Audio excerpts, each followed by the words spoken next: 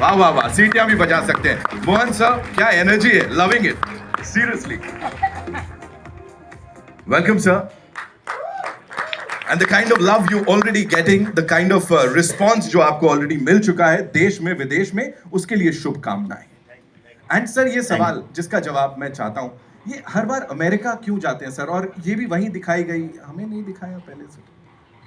देखो, एक तो मिडिल क्लास का ड्रीम होता है अपने बच्चे को पढ़ा के अमेरिका भेज दिया जाए। तो मैं अभी तक मेरे अंदर का मिडिल क्लास निकला नहीं है शायद।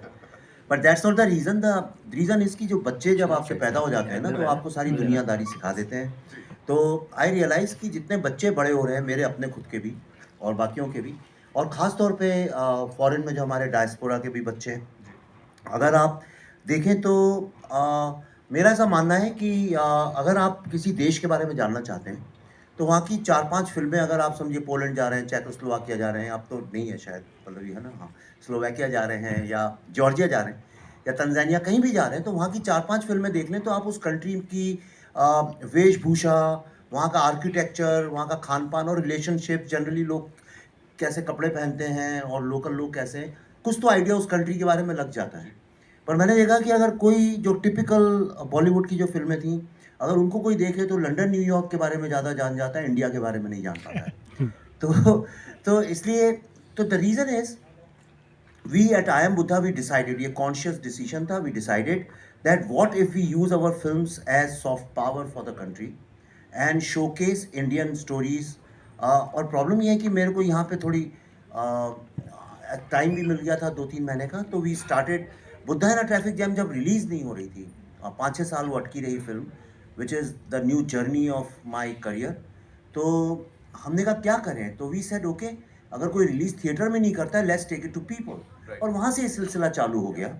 और कश्मीर फाइल्स के साथ भी हमने ये किया, we travel all over the world. इस बार टाइम कम था तो सिर्फ अमेरिका कर पाया, otherwise I wanted to show it in many other countries. I wanted people to know before we show it in India. I wanted to take it on the world stage to impress upon people that what an incredible, extraordinary job India has done. और जहाँ भी हम America में गए, everywhere people stood up, gave standing ovations, not to me or not to the film, but to this new India, the India which believes that India can do it. Right, क्योंकि बहुत सारे लोगों के मन में ये सवाल भी होता है कि क्या ऐसी फिल्म अमेरिका जाके या वहां के लोगों को समझ आएगी, क्या वो इसको अप्रिशिएट करेंगे? यार, इंसान तो इंसान होता है, उससे उसके इमोशंस तो वही रहते हैं, और तुम्हें यकीन नहीं है कि क्या हुआ अमेरिका में, you have a doubt in your mind. Seriously, I mean if you have a doubt, okay, तो मैं आपको, ठीक है, I can show you something जो which will change this thing. You want to see what happened in US?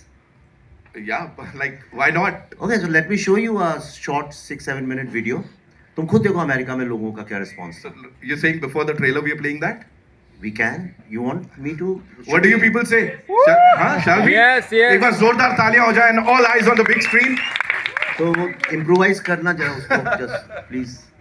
He is gonna take my case, वो बोलेगा ये क्या करवाया। तो so yes ladies and gentleman, I'll America move, में I'll move out. You show this. No, see, I'm serious. You think I'm kidding? No, No, I got it. वो MOV है ना? Just show it. So I just want to show you because कहीं ऐसा ना हो लोगों के दिमाग में doubt हो. Just see what happened in US and how Americans and Africans and Asian people reacted to it. Let's do it sir, let's do it, come on, हो जाए हमारे देश के नाम और इस बहुत ही अमेजिंग पीस ऑफ सिनेमा के नाम।